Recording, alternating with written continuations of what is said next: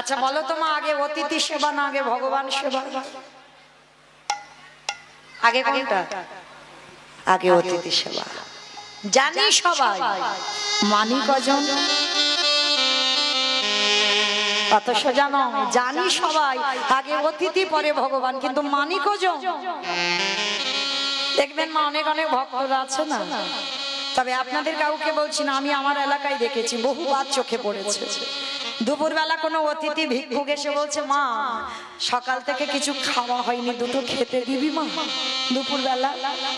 অনেক অনেক মায়েরা কি বলে জানো, এই যে এখন আমার হাত জোড়া, তুমি অন্য বাড়ি দেখো, খেয়ে দিয়ে কাজ নেই, দুপুরবেলা একেবারে খাবার টাইমে আসতে হলো। কি মা অনেক মায়েরা বলে না রেগে গিয়ে?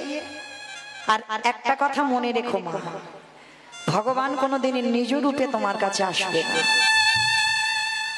ওই যে জগন্নাথের যে রূপ দেখছো ওই রূপে তোমার কাছে আসবে না। ভগবানের ওই যেমন বাঁকা করে বাঁকা হাতে কালো শশী, ওই রূপে আসবে না। আমার নিতাই গৌরী যে রূপে আসছে সেই রূপে আসবে না। গোপালে যেমন নাড়ু খাচ্ছে ওই রূপে আসবে না। ভগবান ভক্তের কাছে আসে অতিথি রূপে, আর এমন রূপ ধরে আসবে যাকে দেখলে তুমি ঘৃণা বোধ করবে। ওই জন্য বলছে বাবা, মানুষ হয়ে আগে মানুষকে ভালোবাসো, আর যদি তুমি মানুষকে ভালোবাসতে না পারো তোমার ভগবানকে তুমি কোনোদিনই ভালোবাসতে পারবে না। সে যত নিজ জাতি হোক, আগে মানুষকে সম্মান করো, আগে মানুষকে শ্রদ্ধা করো, আগে মানুষকে ভালোবাসো। আর মানুষকে ভালো না বাসলে আমার ভগবান সারা জীবন তাকে দর্শন দেয়। সন্দীপনী প্রতিনিয়ত অতিথি সেবা দেয়। তো আজকের দিনটা কেমন দেখেন বাবা, সকালবেলা 3 জন বৈষ্ণব সেবা হয়ে গেছে, মনে আনন্দ, নাচতে নাচতে বাবা ভগবানের জন্য রন্ধন করে ভগবানের চরণে গেছে। ভগবানের চরণে গিয়ে জানাচ্ছে, প্রভু আজকের আমার দিনটা কত ভালো, তুমি জানো সকালবেলা আমি 3 জন বৈষ্ণব সেবা দিয়েছি, না তুমি আবার প্রসাদ পাও, তারপরে তো আমি পাবো। কিন্তু ঠাকুর আমি এত ডাকি এত কাঁদি, সন্দীপন মনি নয়ন জলে বুক ভাসিয়ে কাঁদছে, দয়াময় ছোটবেলা থেকে তোমায় ভালোবাসি, ছোটবেলা থেকে তোমায় ডাকি, আমার ডাক কি তোমার কানে যায়? নয়ন জলে বুক ভাসিয়ে কাঁদছে, আর ওদিকে ব্রহ্মা বিষ্ণু মহেশ্বর আর দেবর্ষি নারদ দরজায় এসে গেল, আর দরজায় এসে গিয়ে ডাকছে, মনিবা। মাইরা মানুষের ডাকে ভগবানের ডাকে তফাৎ হবে না? যেই না ডেকেছে হৃদয় জুড়ানো ডাক, পারসটা ফেলে দিয়ে দরজায় এসে দেখছে 4 জন বৈষ্ণব। ভগবান ধরে ধরতে দিল না, চিনেও চিনতে পারলো না। ভগবান এসে আঁচল পেতে বলছে, মনিবা আর কিছু খেতে দিতে পারো?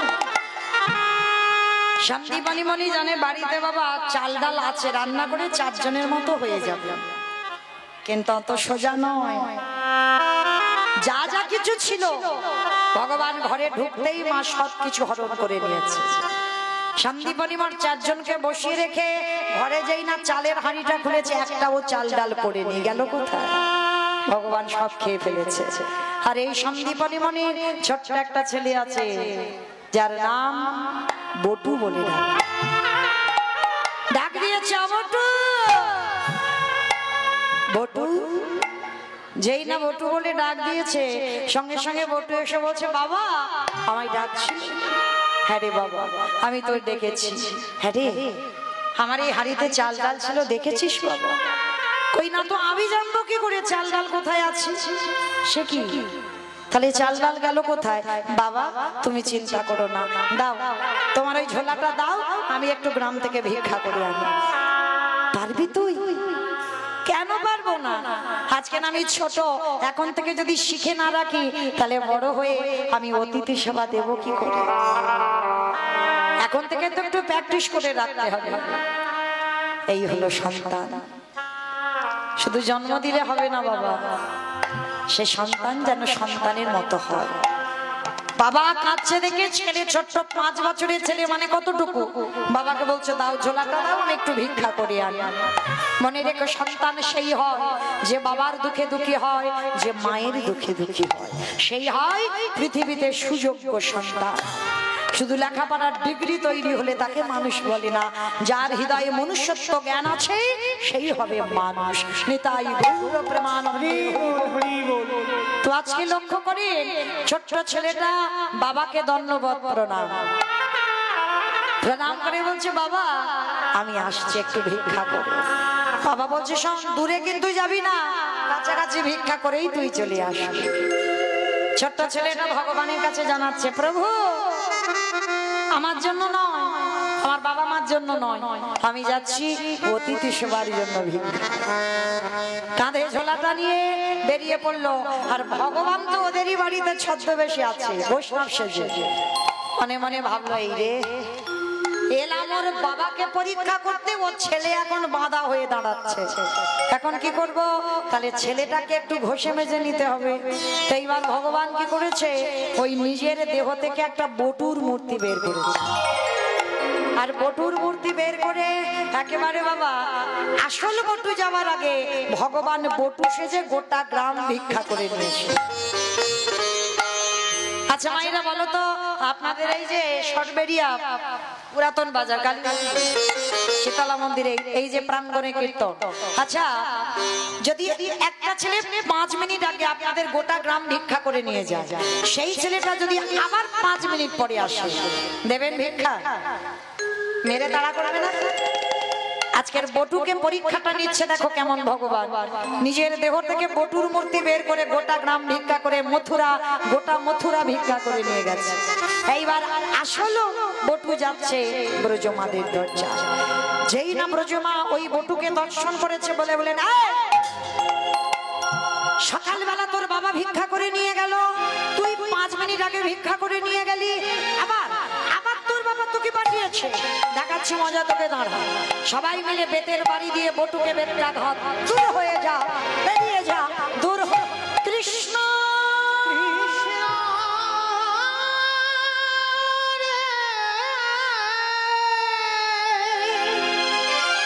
এত মারা মেরেছে, ছেলেটা রঙ্গ দিয়ে রক্ত ঝরে ঝরে পড়ছে।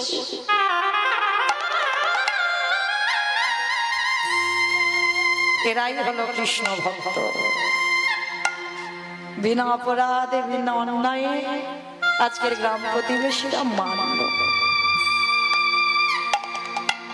মনে রেখো মা, যে করে আমার আশ তারে করি সর্বনাশ।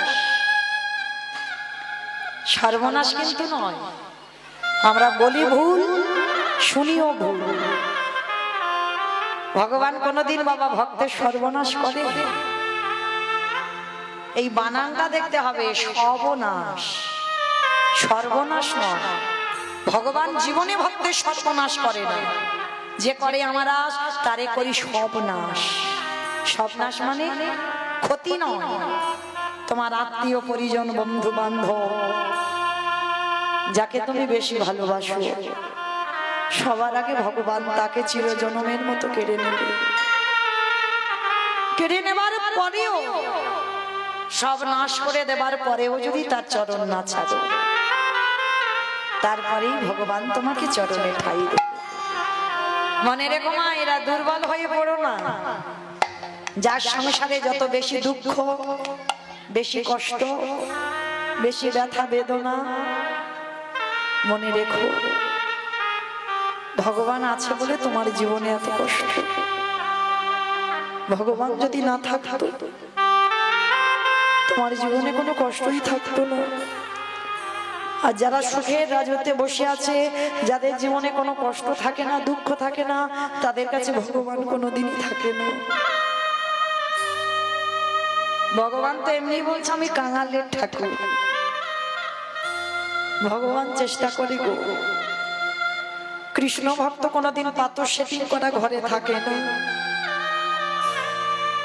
তুমি যদি ভক্ত হয়েছো না, ভগবান চাইবে তোমার মাথার ছাদ আমি কবে কেড়ে নেব। তোমাকে পথের ভিখারি করে দেবে, তোমাকে কাঙাল করে দেবে।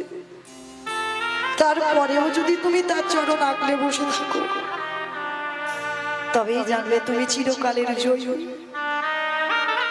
তবেই ভগবান তোমাকে চরণে আশ্রয় দেবে। আজকে লীলায় দেখো, ছেলেটা কিছু জানলো না, ভগবান তো ওর রূপ ধরে গোটা গ্রাম ভিক্ষা করে নিয়ে চলে গেল।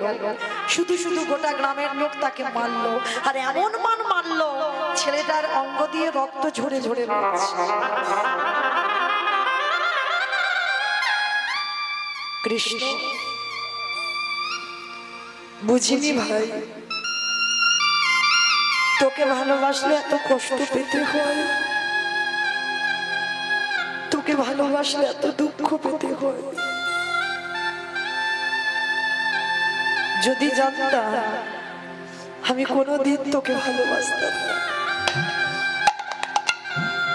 যদি বুঝতে পারতাম তোকে ভালোবাসলে এত কষ্ট দিবি, আমি কোনোদিন ভালোবাসতাম। ছেলেটা মনে মনে করলো, এ জীবনে যদি আমি বৈষ্ণব সেবা দিতে না পারি, এ জীবনে রাখবো না, এই জীবনে যমুনার জলে ত্যাগ করবো। ঠিক মাইরা ছোট্ট ছেলের চৈতন্য দেখেন, বৈষ্ণব সেবা দেবো না তো জীবন রাখবো না।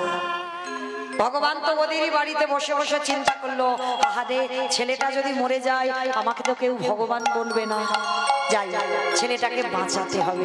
কি করে বাঁচাবে? ভগবান একটা পাখি রূপ ধরেছে, আর পাখি রূপ ধারণ করে কানের কাছে বলে যাচ্ছে, এই বটু শোন, তোকে মথুরায় কেউ দিল না ভিক্ষা, তো কি হয়েছে, তুই চলে যা বৃন্দাবন। মনে রেখো মা, বৃন্দাবনে একটা পশু পাখি পর্যন্ত অনাহারে থাকে না, জানো? বৃন্দাবনে যারা গেছেন খুব বানর হনুমান, মানে যারা গেছে তারা ভালো জানো, এত হনুমান তুমি চোখে যদি চশমা পরে যাও সে কেড়ে নেবে, হাতে মোবাইল থাকলে সে কেড়ে নেবে, যা কিছু থাকবে ব্যাগপত্র সব কেড়ে নিয়ে চলে যাবে। তা জানো বৃন্দাবনে একটা হনুমান, একটা বানর এত দুষ্টুমি করেছিল, তো এক ভক্ত হনুমানটাকে বন্দি করে রেখে দিয়েছে, আর এমন বন্দি করেছে তাকে খেতেও দেয়নি। তো এই বানরটা সারা রাত অনাহারে কেঁদেই যাচ্ছে, রাধে এবার যে বড় কষ্ট হচ্ছে, আমার কিছু সেবার ব্যবস্থা করে দাও। রাধারানী বর্ষণায় বসে বসে ভাবলো, কে ডাকছে? ললিতা। কি এমন করে আকুল প্রাণে আমায় ডাকি, একবার গিয়ে দেখ কি আমায় রাধে রাধে বলে ডাকছে। ললিতা বলছে, ঠিক আছে, তোকে অত ধৈর্য হারাতে হবে না, দেখছি কি হয়েছে। গিয়ে ললিতা সখী গিয়ে দেখলো একটা বানরকে এক ভক্ত বেঁধে রেখেছে, সকাল থেকে এত দুষ্টুমি করেছে, তার গাছের ফল কেড়ে নিয়েছে, সবকিছু তছনছ করে দিয়েছে, ওই বানরটাকে বেঁধে রেখে দিয়েছে, আর সেই সারা রাত না খেয়ে রাধে রাধে বলে কাঁদছে। ললিতা ফিরে গিয়ে বলছে, রাধে ওটা কোনো মানুষ টানুষ নয়, একটা বাঁদর এত দুষ্টুমি করেছে, তাকে বন্দি করে রেখেছে। ললিতা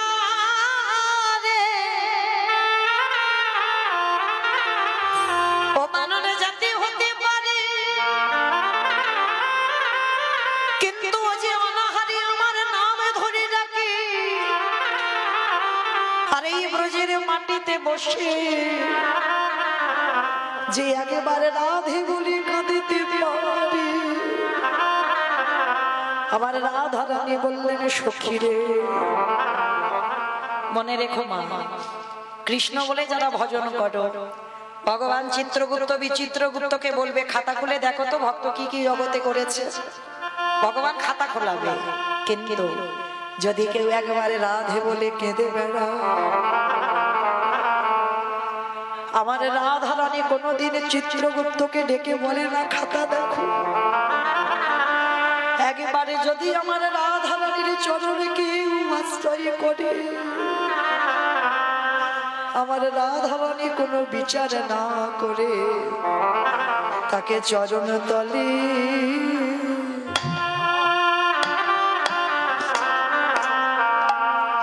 আশ্রয় দেয়।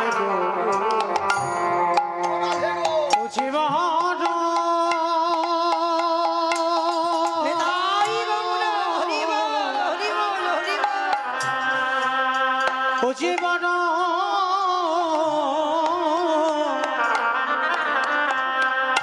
বড় কৃপা কৃপাময়ী রাধে চরণ তলে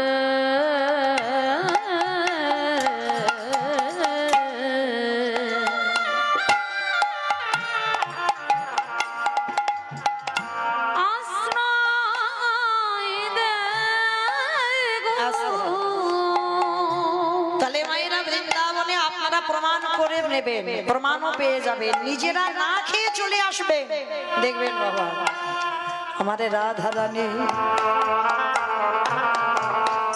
মাঝে রাস্তায় ভক্তকে নিজের হাতে আমার রাধা রানী খাইয়ে দিয়ে আসে। আজকের এই রাধা রানীর এমনই একটা মহিমা আছে। তা আমার গোবিন্দের মনে পড়ে গেছে, তা একটা পাখি রূপ ধরেছে, আর পাখি রূপ ধরে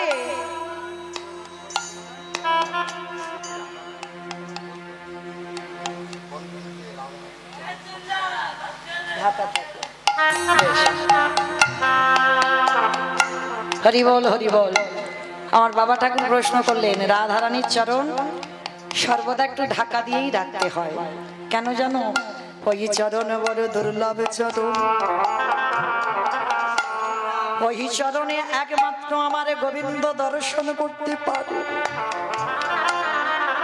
যাদের ঘরে আমার সে বিগ্রহ থাকবে, রাধা মাধবের বিগ্রহ, রাধা রানীর বিগ্রহ, সবার কাছে নিবেদন চেষ্টা করবেন আমার গোবিন্দ চরণ দর্শন করা যায়, কিন্তু আমার রাধা চরণ সর্বদাই একটু ঢাকা দিয়ে রাখবেন, কারণ ওই চরণটা সবার দর্শনের জন্য নয়।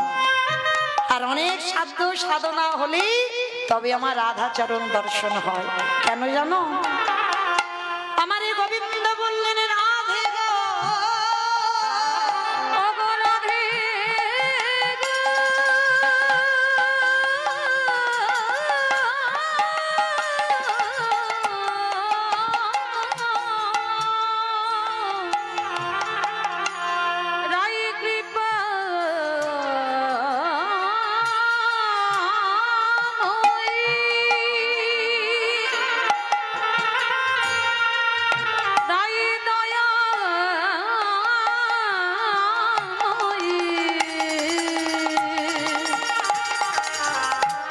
তোমার ওই চরণে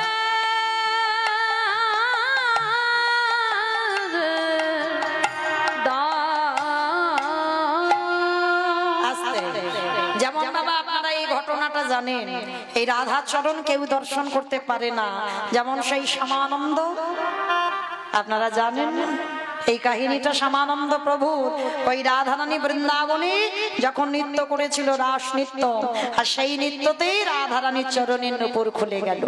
তাহলে বছর বছর রাস নৃত্য হচ্ছে, কোনোদিন রাধার চরণে নূপুর খোলে না, তাহলে আজকের খুললো কেন? কৃষ্ণ দাসে কে কৃপা করিবারে বলে তাই তো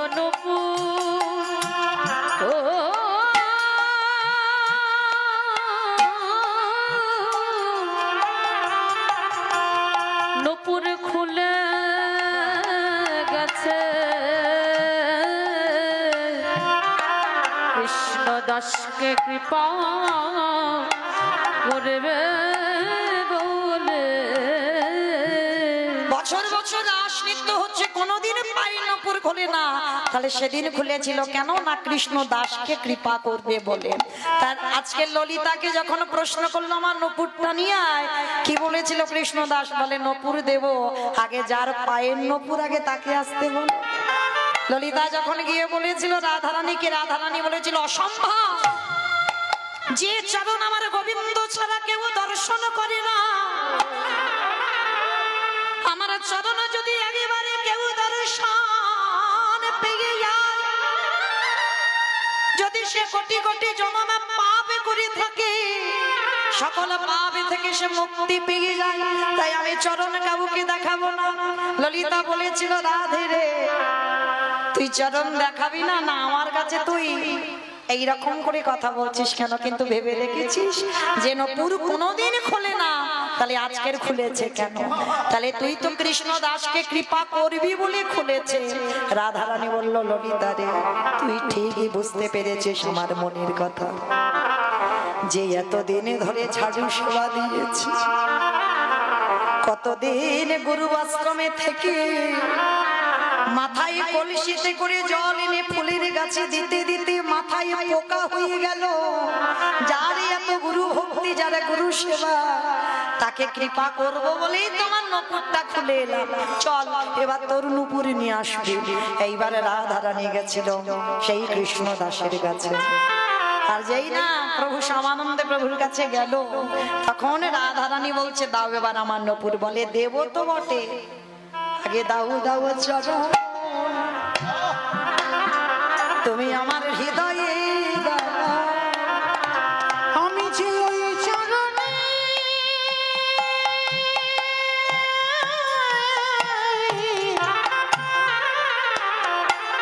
বাবা বাবা, আমি যে ওই চরণে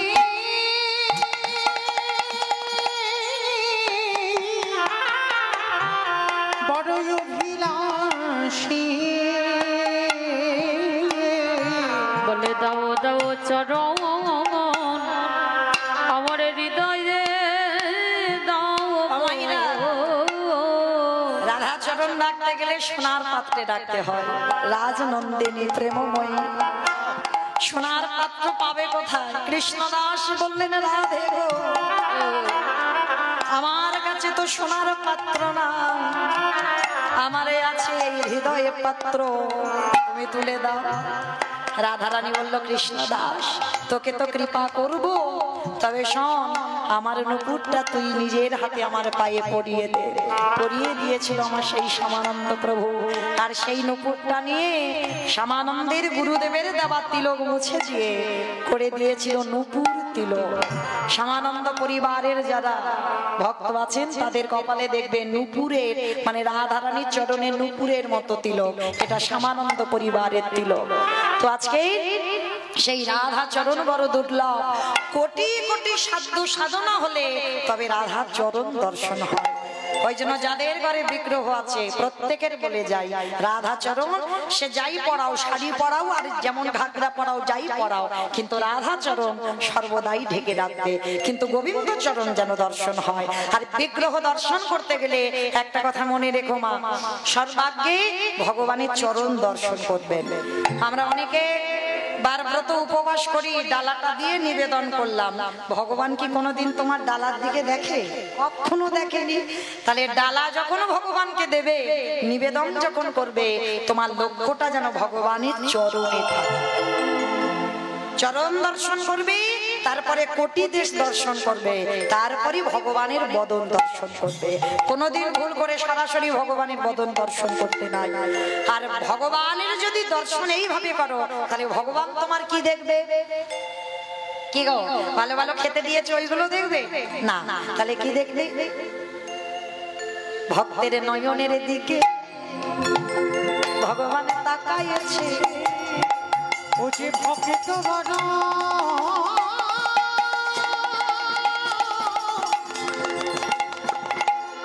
ও যে ভক্ত বড় ভালোবাসে, ভক্তের নয়নের দিকে তাকাইছে। ভক্ত শোনা যায় কিসে? যে আমরা প্রসাদ গুলো পড়ি, গলায় তুলসীর মালা, দাদার সঙ্গে তিলক সেবা, প্রসাদ ভুজি, এগুলো তো বাবা বাহ্যিক জগতের আভরণ, তাই না? দেহ শুদ্ধ হলো, দেহ শুদ্ধ হলে মন শুদ্ধ হয়, আর মন শুদ্ধ হলে আত্মা শুদ্ধ হয়ে যায়, তখন ভগবত কৃপা হয়ে যায়। তাহলে এগুলো দেহের বাইরের আভরণ। তাহলে ভগবান ভক্তের নয়নের দিকে তাকায়। ভক্ত চিনতে গেলে ভক্তের নয়নের দিকে তাকাতে হবে, আর নয়নের দিকে তাকালেই দেখবে অবশ্যই করে তুমি ভক্ত চিনতে পারবে। আর ভক্তের কোনো জায়গা দেখলে তুমি চিনতে পারবে না, জগৎটা এখন সাজায় ভরপুর। তাহলে যে ভক্তের নয়ন সর্বদা কৃষ্ণ নামে বাড়ি ঝরে, বুঝবে কিঞ্চিত ভক্ত হওয়ার অধিকার অর্জন করেছ। তাহলে মাইরা আজকে রাধারানী প্রতিজ্ঞাবদ্ধ, বৃন্দাবনে কেউ অভুক্ত যাবে না। সে একটা পশু পাখি, কীট পতঙ্গ, তরুলতা গুলমন যাই হোক, কেউ কোনোদিন অভুক্ত যাবে না। তা যেই না আমার ভগবানের মনে পড়ে গেছে, একটা পাখি হয়ে বটুর কানে বলে যাচ্ছে, তুই মথুরায় এসেছিস, কেউ দেয়নি, কি হয়েছে, বৃন্দাবন চলে যা। তা বটুর মনে আনন্দ, তাই তো আমি যে বৃন্দাবন যাব, এত বড় যমুনা পার হব কি করে, এত বড় যমুনা পার হবো কি করে? বলে নৌকা নাই, মাঝি নাই, আর সাঁতার জানে না। আচ্ছা মাইরা, এই জায়গাটা একটু লক্ষ্য করবেন, নৌকা নাই, মাঝি নাই, সাঁতার জানে না, তাহলে কি করে যমুনা পার হবে? পার হবে? পার হতে পারবে? পারবে না? পারবে। কিসে পারবে? বিশ্বাস। একটা জিনিসে পারবে, বিশ্বাস। সেটা আপনাদেরও নাই, আমারও নাই, আমার সম্প্রদায় নাই, যারা দাঁড়িয়ে ঘোরাঘুরি করছে কারণ এইটাকে ধরতে হবে, বিশ্বাস। ঠাকুর রাখলে তুই রাখ, মারলে তুই মার, মরতে তো একদিন হবে, তাহলে রাখলে তুই রাখবি, মারলে তুই মারবি। কিন্তু মায়েরা আমাদের কারোর আছে ওই বিশ্বাস? ছেলে পুলের অসুখ বিসুখ হবে, প্রাথমিক ডাক্তার, সে যদি ভালো না করলো তো কলকাতা পিজি যাবে, পিজি যদি একেবারে ফেল হয়ে গেল চেন্নাই ভেলো, সেখানে যদি ফেল হয়ে গেল রুগী ফিরে এলো, এইবার ওখানে মনসার ভর হয়, শীতলার ভর হয়, পঞ্চানন্দের ভর হয়, যে যেটা বলবে সেটা করবো।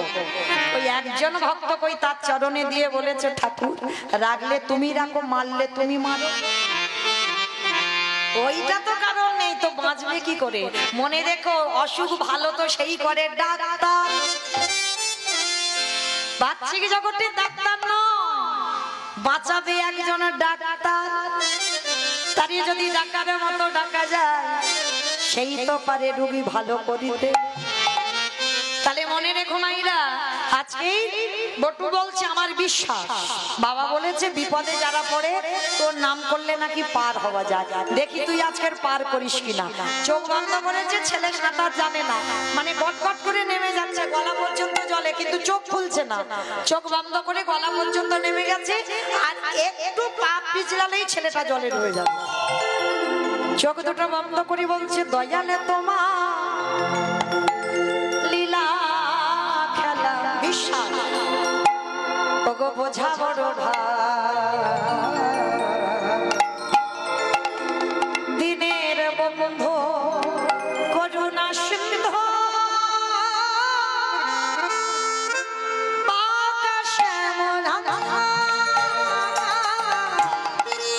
দয়াল বন্ধু করুণা সিন্ধু,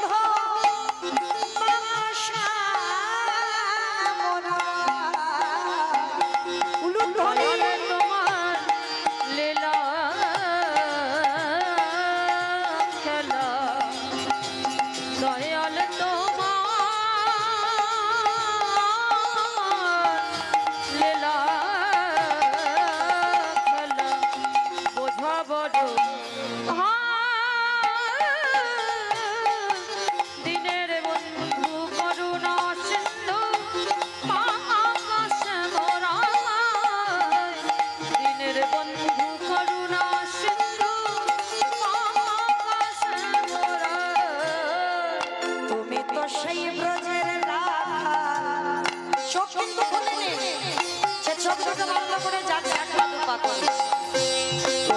সেই ব্রজের রাধা, নদিয়ার নেমা, কৃষ্ণ প্রিয়ার বুকে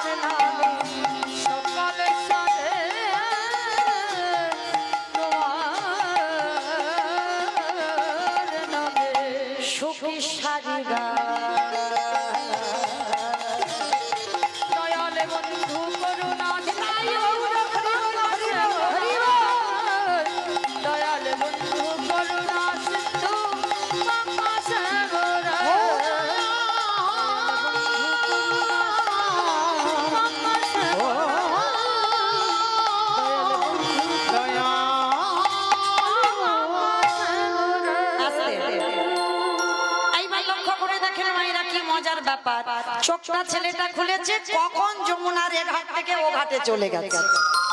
মা, এত বড় যমুনা নদী পার হয়ে গেল।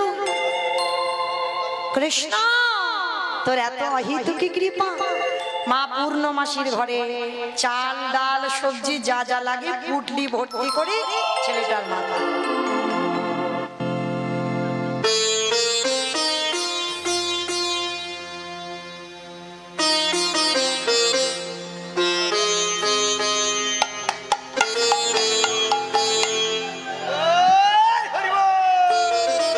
নিতাই গৌর প্রেমানন্দে হরি বল। হরি বল, হরি বল।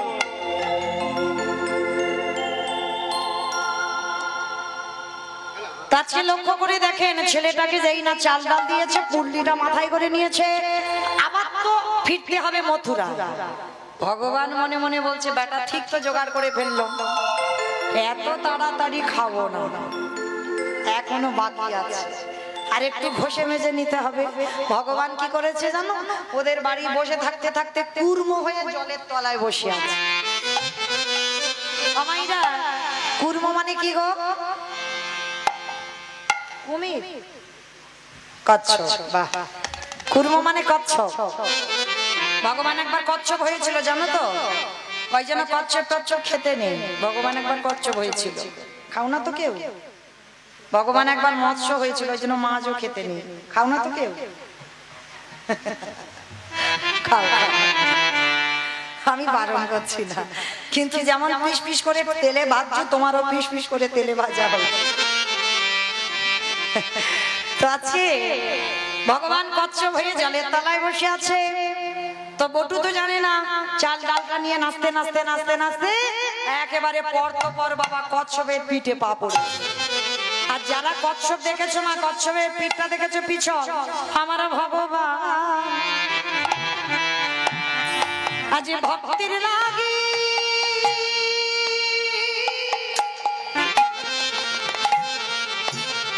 কেমন জলের তলায় বসে আছে। সে যে ভক্ত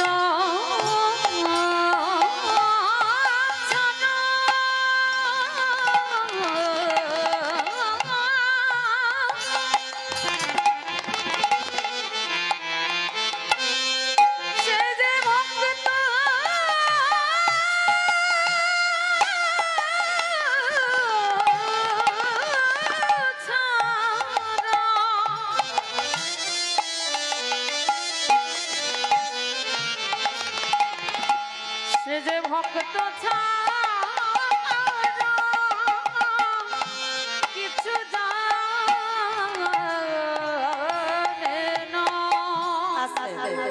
এইবার ছোট্ট ছেলেটা কি করেছে বাবা? ওই যেই না কচ্ছপের পিঠে পাটা দিয়েছে, পা পিছলে ছেলেটা একেবারে যমুনার জলে। যদি বা চাল ডাল পেল, পুটলিটা নিয়ে ছেলেটা জলে পড়ে গেছে। আর যেই পড়ে গেল, ভগবান তো ওদেরই বাড়িতে বৈষ্ণব সেজে আছে, সঙ্গে সঙ্গে চাল ডালের পুটলিটা খেয়ে ফেলে।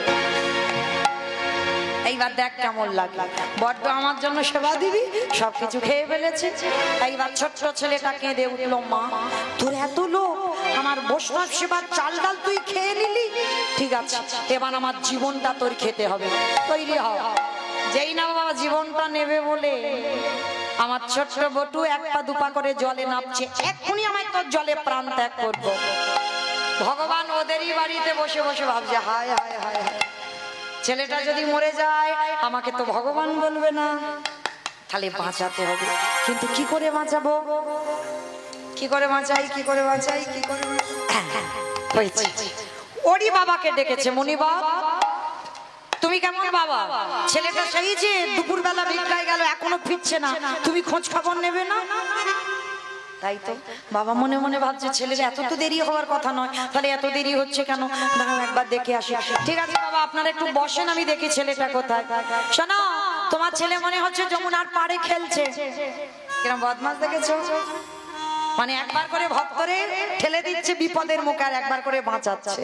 আর বাবা ছুটে গেল যমুনার ঘাটে, গিয়ে দেখলো ছেলেটা গলা পর্যন্ত জলে নেমে আছে। এই বোকা, আগে শিগগিরই ওঠ, সাঁতার জানিস না তুই, জলে নেমেছিস কেন? সর্বনাশ, আর একটু গেলে তুই জলে ডুবে যাবি, আগে ওঠ বলছি। মরা হলো না। মৃত্যুটা তো খুব কঠিন মা, বেঁচে থাকাটা সোজা, মৃত্যুটা কঠিন। মরি বললে মরা হবে না কি মাইরা? মরি বললে মরা হবে? আমি যদি বলি এক্ষুনি এখনই আমি মরবো, মরতে পারবো? পারবো? বলে হ্যাঁ পারা যাবে। কেন? একটু বিষ খেয়ে নিলেই তো মরে যাবে। বলে না, খাও খাও, একটু আড়ালে গিয়ে খাও, আর কেউ যদি দেখে ফেলে, একবার যে খাবে দ্বিতীয়বারে আর খাবে না। মানে একবার হাসপাতাল থেকে ফিরে এলে আর খাবে না, তাই না? তাহলে ভাইরা মরি বললে মরা হবে না। ওই জন্য বলছে কে যে কিভাবে মরবে জগতে কেউ জানে না, কেউ বলতে পারবে না এখানে।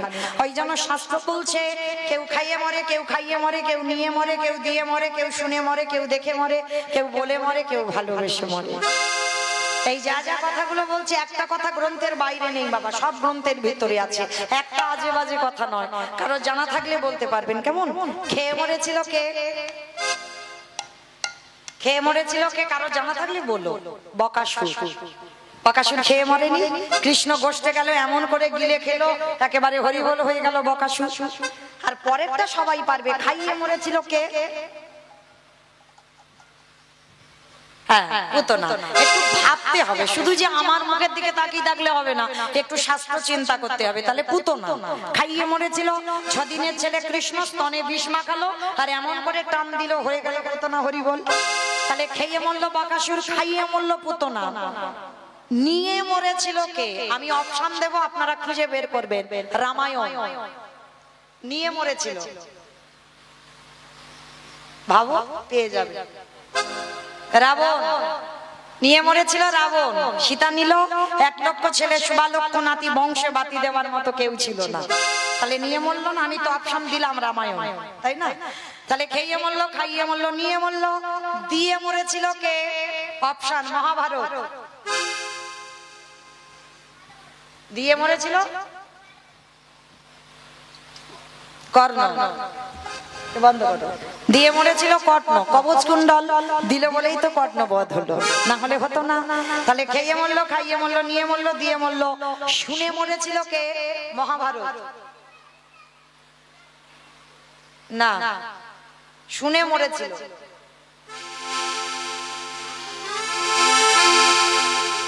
অশ্বত্থামা হতবা ইহা আমি সত্য জানি, ইতি গজ পড়ে গেল রানে, ইতি গজ পড়ে গেল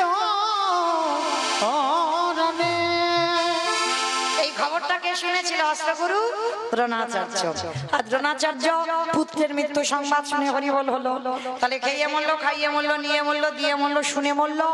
দেখে মরেছিল কে? হিরণ্যকশিপুর। দেখে মরেনি? প্রহ্লাদকে বলেছিল, প্রহ্লাদ তোর হরি কোথায় থাকে? বলে যেদিকে তাকাবো সেদিকে আমার হরি। এই ফটিক স্তম্ভে তোর হরি আছে? বলে আছে। ভগবান ভক্তের জন্য রড বালি সিমেন্টের ভিতরে ঢুকে বসেছিল। তাহলে কতটা দীনতার প্রতিমূর্তি ভক্তের প্রতি। তাহলে ওইখান থেকে বাইর হলো, দেহটা মানুষ, মুখটা পশু। কোন ঠাকুর? গণেশ ঠাকুর। আই দেখো নাকি গণেশ ঠাকুর। মানে বুদ্ধিটা দেখেছো? দেহটা মানুষ বলেছি, মুখটা পশু বলেছি, ওই জন্য গণেশ ঠাকুর। আমাইরা কোন ঠাকুর? না, নৃসিংহ। বাহ, নৃসিংহদেব। আর ওই নৃসিংহ রূপ ধরে হিরণ্যকশিপুরকে বধ করেছিল। কিন্তু বাবা এই হিরণ্যকশিপুরের একটা বর দেওয়া ছিল না? ওই রূপটা তো এমনি এমনি ধরেনি। ওরই দাদা হিরণ্যাক্ষকে বধ করেছিল বরাহ রূপ ধারণ করে, আর হিরণ্যকশিপুরকে বধ করেছিল নৃসিংহ রূপ ধারণ করে। মানে দুইটো অবতার দুই ভাইয়ের জন্য, দুটো অবতার ধরেছিল দুই ভাইয়ের জন্য। তাহলে এই জায়গাটা একটু বিচার করে দেখেন, এই রূপটা ধরেছিল কেন ভগবান? হিরণ্যকশিপুরকে একটা বর দেওয়া ছিল, কোনদিন নারী নয়, পুরুষ নয়, পশুতে ওকে মারতে পারবে না। জলে নয়, স্থলে নয়, অন্তরিক্ষে মারতে পারবে না। ঘরে মারতে পারবে না, বাইরে মারতে পারবে না, দিনে মারতে পারবে না, রাতে মারতে পারবে না, মাসে মারতে পারবে না, বারে মারতে পারবে না। মূর্খ হিরণ্যকশিপুর ভেবে রেখেছিল তাহলে তো আমি অমর, ভগবান বললেন পাগল, অমর নয়, আমি একটা একটা জায়গায় ফাঁকা রেখে দিয়েছি। যার জন্য তো ভগবান ওই রূপটা ধরলো। নারী তো নয়, পুরুষও নয়, পশুও নয়, ওই নরসিংহ রূপ ধরে হিরণ্যকশিপুরকে বধ করলো।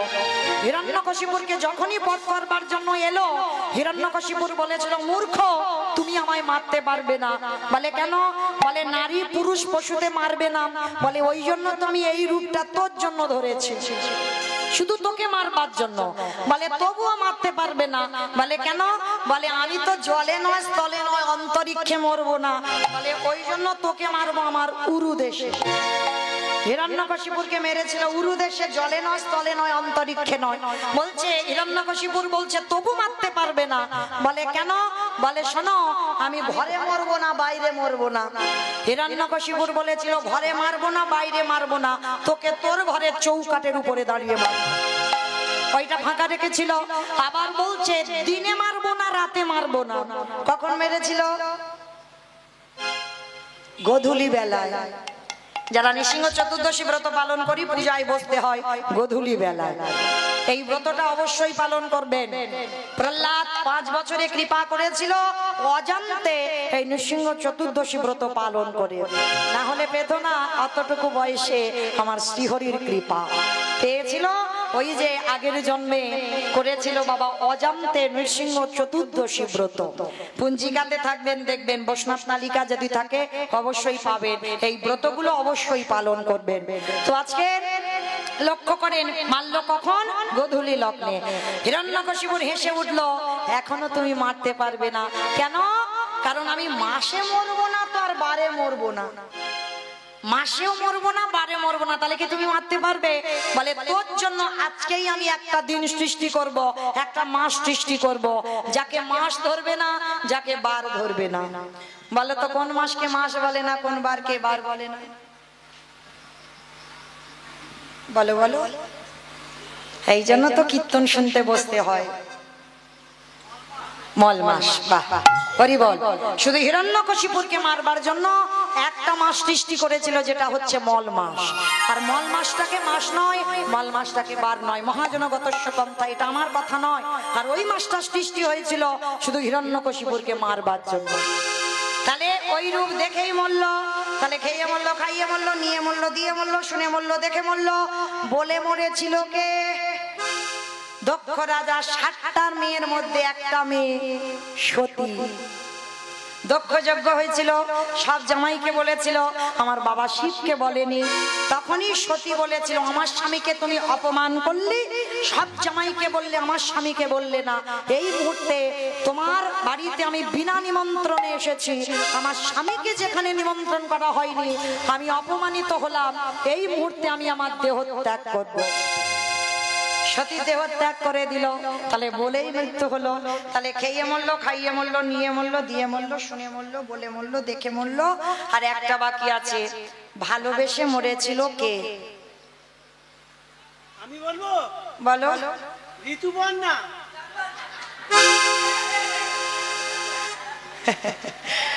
আমি বলেছি গ্রন্থের বাইরে একটা কথা যেন না যায়। এ তো বাইরে চলে গেল। আর তাছাড়া ঋতুপর্ণা মরেইনি এখন। দেখেছো মরেছে? দেখেছো, মানে সিনেমা দেখে দেখে মাথাটা গেল। মানে সারাদিন গাড়িতে সিনেমাই দেখতে ব্যস্ত। তো মাইরা এইখানে ভালোবেসে মরেছিল রাজা দশরথ। রামায়ণে রাজা দশরথ ভালোবেসে মরেনি। কাকে ভালোবেসেছিল? রামকে, কইকেয়ীকে। বেশ ভেবে উত্তর দিতে হবে। কইকেয়ীকে ভালোবেসেছিল। আর কইকেয়ীকে ভালোবাসতে গিয়ে এমন কায়দা করে দুটো বর চাইল। প্রথমবারে ভরত রাজা হবে, দ্বিতীয়বারে রাম যাবে 14 বছর বনে। আর যখন রাম বনবাসী হলো, দশরথ কেঁদে কেঁদে অন্ধ হয়ে বিছানা সজ্জা হলো। আর বিছানায় শয়ন করে দশরথ মরবার আগে একটা কথা বলে গেল, ওরে কলির জ্ঞানন্দ জীব, তোরা যেন আমার মতো কেউ বউকে ভালোবাসিস না। আমি মৌমিতা বলছি না, দশরথ মরার আগে বলে গেছে, আমার মতো যেন কেউ তোরা বউকে ভালোবাসিস না। তবে ভালোবাসবি, কিন্তু বউ যেন মাথায় চড়ে না বসে। আর যাদের যাদের বউ মাথায় চড়ে আছে তারা খেয়াল রেখো, ওগো তাদের দশা দশরথের মতো হবে।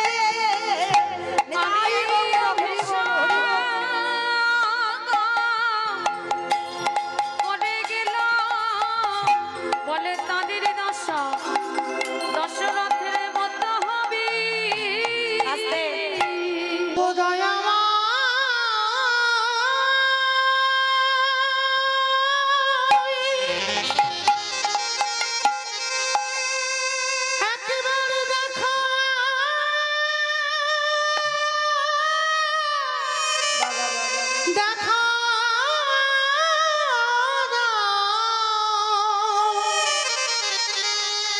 ওগো তুমি নাকি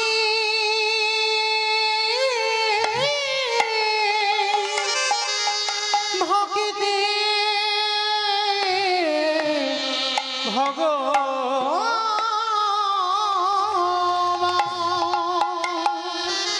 এত কাঁদি এত ডাকি আমার ডাককে তোমার চরণে যায় না। তোমায় ডাকতে ডাকতে আজকের আমার নিজের যাওয়ার সময় হয়ে গেল। একবার দেখা দাও না। আমি কোথাও গেলে কত দূরে তুমি আছো পাবো রে